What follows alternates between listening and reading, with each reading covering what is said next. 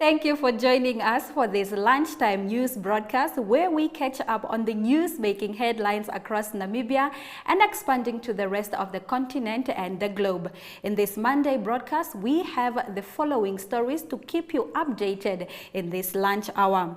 Kaisosi community protest murder for resident whose body was discovered floating on the Kavango River. Keetmanshoop State Hospital nurse blamed for 4-year-old having to amputate left hand. We also take a look at the news making headlines today in Namibia's daily newspaper, bring you sports and economic news as well as international headlines. I am Ainara Zakweyo and this is NMH at 1.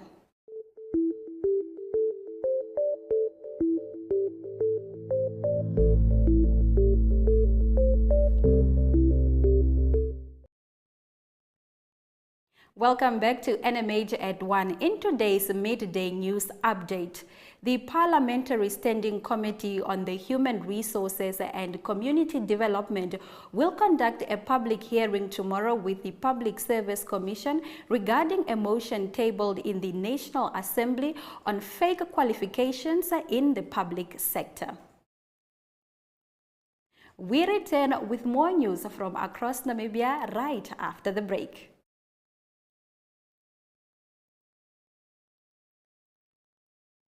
Ladies and gentlemen. Yeah, welcome to another exciting edition.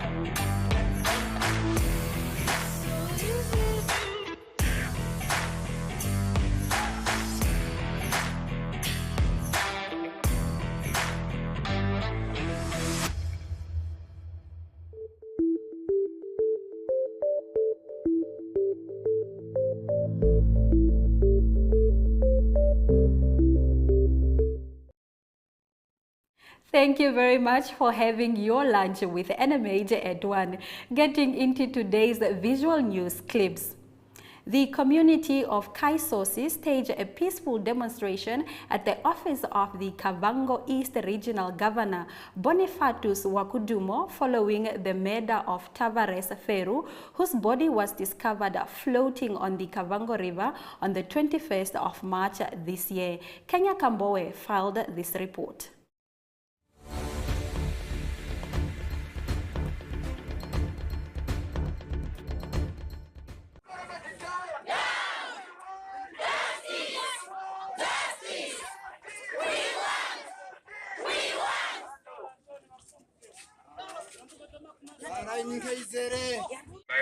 Feru on the 21st of 03/2022 by his brother. Tavero's body was found floating and disjointed. It was discovered that his own brother killed him. Taveros is not the first incident in Kaisosi. Kaisosi has been losing people without trace, and some have been killed. As a community, we have lost about 11 people. Our pain and disappointed is that although the culprits were taken to prison, they were only spent for a night in the cell and they were released. The person were taken about was poured with acid after being killed. This resulted in the body dissolving. Why should the same institution that's supposed to protect our right and they are neglecting us? Are the dead no longer important in protection of the dignity? We are demanding the following. The culprits must be brought back into custody. The culprits' home must be removed from the community. Empower the Kaisosi police substation. The statement must act on behalf of the victim and the community so culprits are severely punished. The police must dig deep, find out the whole matter and mobilize the criminal in the community. As a community, we are demanding that Tavares' dignity needs to be recited.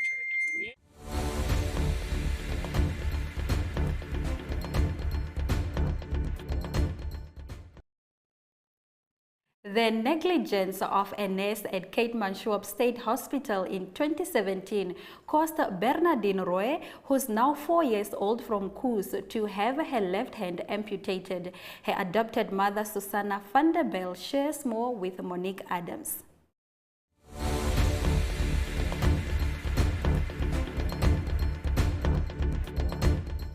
Kinders in 2017, die 29ste is hulle gebore, December gebore en in Februarie maand 2018 is die hand. Sy was hulle in broeikas gewees, hulle was in die broeikas en terwyl hulle broeikas was het hulle mos hierdie naamplaatjie omgesit.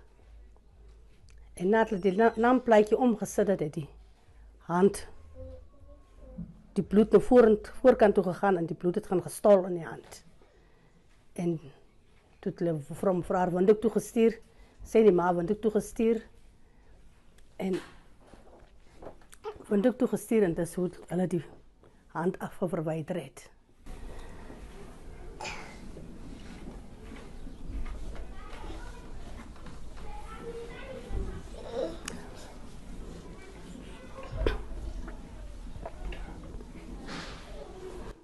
Nadat hulle die hand verwyder het, hulle in Keetmans gekom en toe hulle in Keetmans kom, toe die dokter vir my het ingekom om die kinders in my sorg te neem, want hulle was altyd ook ondervoed gewees.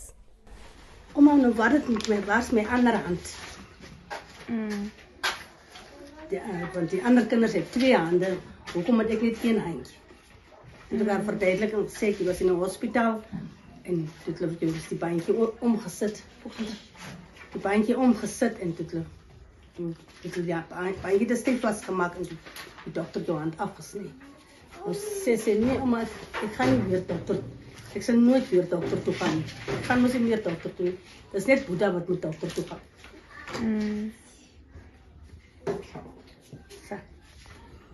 Wil jy iets sê? Is dit? Soek jy jou hand. Jy weer 'n hand hê.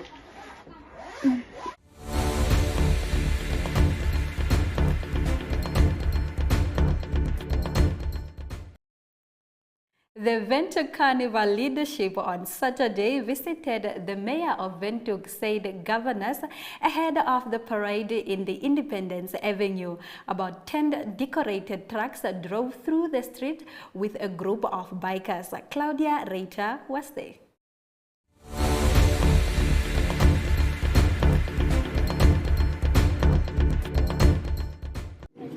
It is really a pleasure to be here at the Mayor's office today after 2 years of hard absence. It was a terrible time, but I think we all got through it, and we all got through it together, which is very important. Carnival is a tradition that cannot be wiped off anymore. It's part of Windhoek. It's been part of Windhoek for 68 years, and we are honored that you can now welcome us to the 68th Carnival celebrations here today. Meine Damen und Herren, it is my pleasure to welcome you to the City Hall for the traditional Vika Carnival mayoral reception. This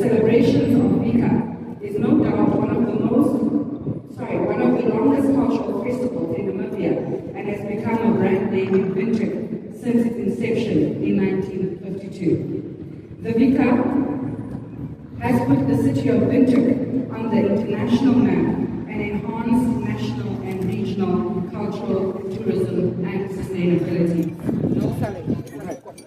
Anyone helping?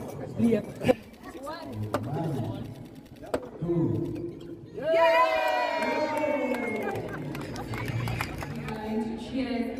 Vika! Vika! Vika! Vela! Live! Vela! Live! Vela! Live! Cheers. Cheers.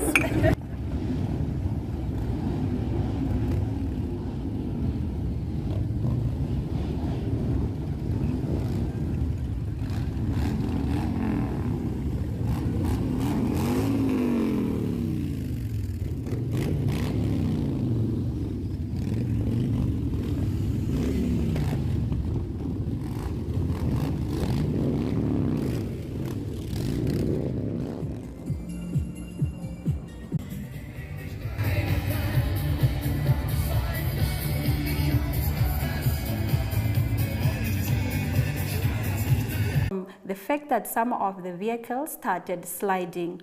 On page 3 of Allgemeine Zeitung, it tells more about the recent Afrobarometer report that focused on gender-based violence, despite the widespread recognition of efforts to promote gender equality in the areas of Namibian society. The high rate of violence against women and children is still alarming and perceived by most Namibians. When we come back, we bring you more of news from our daily newspapers.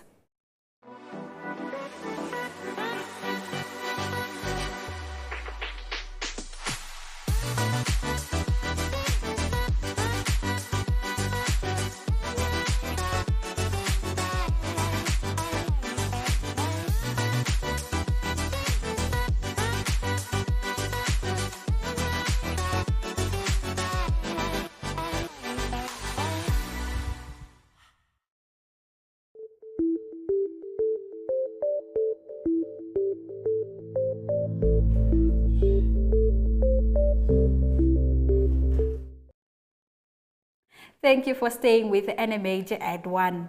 The Namibian leads with an article about the controversial new rule that attempts to preserve pension for the time when people need it when they are old. What started out as a well-intended decision by the Namibian government, who wanted to prevent workers from regularly drawing from their pension reserves by resigning and thus leaving them with a note on the day when they actually retire, has now become a political issue that has seen the leader of the Affirmative Reposition Party, Job Amupanda, now vowing to fight the government, preventing them to have a say in how pension funds need to be preserved. He now encourages workers to take mass action to apparently prevent their money from being stolen. The Namibian on page 3 reports that Namibia has spent 15.1 million Namibian dollars on claims relating to incidents of human-wildlife conflict. The amount has been paid to third parties during the past 3 years. During that time, the Ministry of Environment, Forestry and Tourism received 673 complaints of livestock damage and registered 853 cases of crop damage, all caused by free-roaming wildlife in the communal areas of Namibia. The New Era leads with a story about the ongoing debate about the newly introduced provision that will in the future allow people who resign from their jobs to only draw 25% of their pension reserves if they have not yet reached a pensionable age of 55. It now seems as though some of the trustees and pension administrator objects to the fact that NAMFISA presents such a case to bring the public under the impression that the trustees agreed to such a new idea. On its page 3, the New Era brings an article which sounds a bit like an open letter by the Namibian President Dr. Hage Geingob to opposition parties. According to the article, the president has thanked the opposition parties for their orderly behavior during the State of Nation address and subsequent debate last week. The NMH supplement sport rep leads with the club rugby, pointing to the fact that Grootfontein has now taken the lead in Namibia's Rugby Premier League. In the meantime, the game between Rehoboth and FNB Wanderers has been postponed on account of the death of Rehoboth player Cameron Nam. Finally, in economic news, the Market Watch leads with the contribution by Joseph Shehammer, who points out the aim of preserving pension fund reserves for individual workers, but concedes that the manner in which this change was introduced was not well thought out. He pleads for a more complete public consultation process. Sticking with economic news, Namibia's economy has seen an increase in electronic payment methods since last year. This and more stories from the world of economics when we return from the break. Have you received a loan from NSFAF? NSFAF loan is the same as any other loan. It must be paid and settled. NSFAF has a set of guidelines on how you can repay your loan and become debt-free. Therefore, it is important that you, a former beneficiary and a responsible Namibian, show your patriotism by helping pay back your loan and thus helping NSFAF become a revolving fund for the benefit of future potential students. By failing to pay back your NSFAF loan, you risk being blacklisted or having a court order against you. So arrange with the fund to pay back your loan today. For more information on how you can repay your loan, visit our website at www.nasfaf.na or visit our Facebook page or Twitter. Do the right thing and hashtag #paybackthemoney.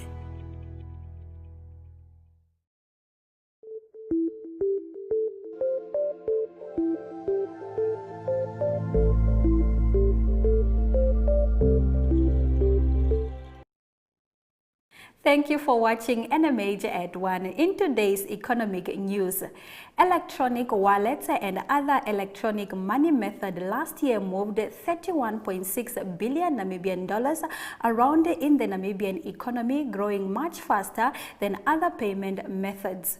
Bank of Namibia observed an increase in the use of e-money as a payment instrument, which shows a shift in the payment behavior of users of the domestic payment system.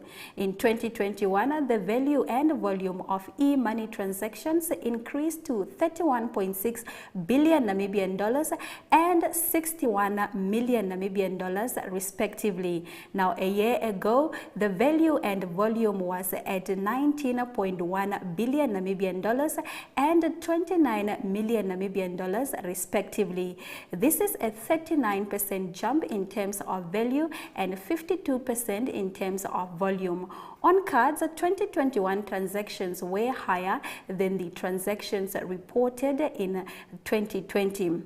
59 million card transactions were processed between merchants and customers of the same banking institution, amounting to 32 billion Namibian dollars in comparison with the 30 billion Namibian dollars reported in 2020.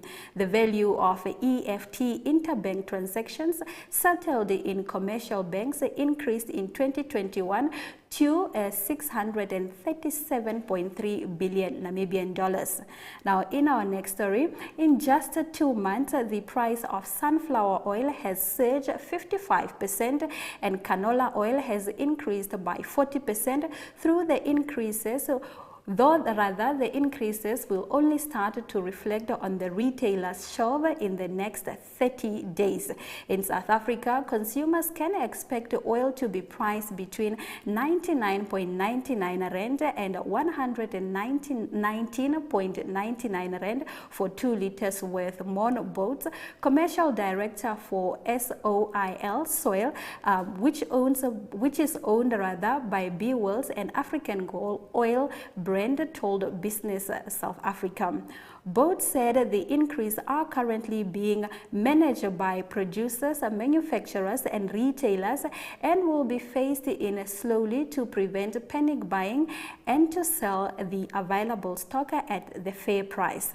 The Russian invasion of the Ukraine sent prices of several essential commodities soaring, including edible oils such as sunflower oil, which was already in short supply over the last few years after poor harvest of sunflower, palm, soya and canola in crucial regions of the world. Although South Africa and Namibia both produce vegetable oil, they do not make enough to meet the demand.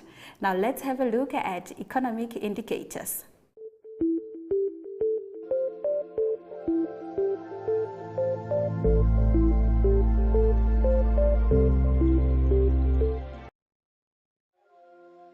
The Namibian dollar set 0.1% higher against the euro, while going down the same percentage against Chinese yuan. Capricorn Investment Group prices are trading 0.30% lower on the NSX. Local index is down 0.05%, while the overall index is up by 1.61% on the NSX. These major commodities have all gone up in value. Most significantly, zinc is up by 1.59%. The Gambian President's Party narrowly wins legislative polls over the weekend. Stick around for the full story after the break. Choose your flex package with Paratus today. Sign up for ultra-fast fiber with the convenience of mobile LTE. That's 2 products in 1 bundle. It's new, it's 1 bill, and you can stay connected in more than 1 location. For more information, visit paratus.africa/NA. Always prepared. Paratus.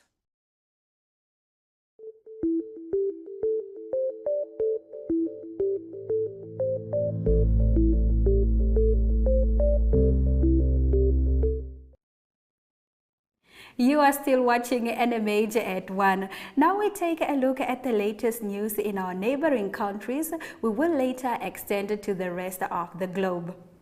Gambian President Adama Barrow's party has won a narrow victory in legislative election but fell short of securing the majority needed to govern the country alone.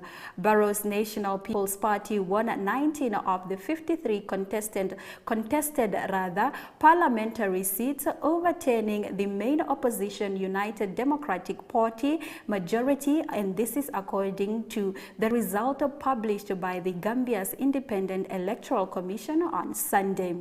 The president can designate the 5 other members of parliament, including its speaker, who will be selected from his party in the coming days. The UDP claimed 15 seats and the independent arrived in the 3rd place with 11, according to the result. Now, Barrows won a 2nd term in office after securing a 53%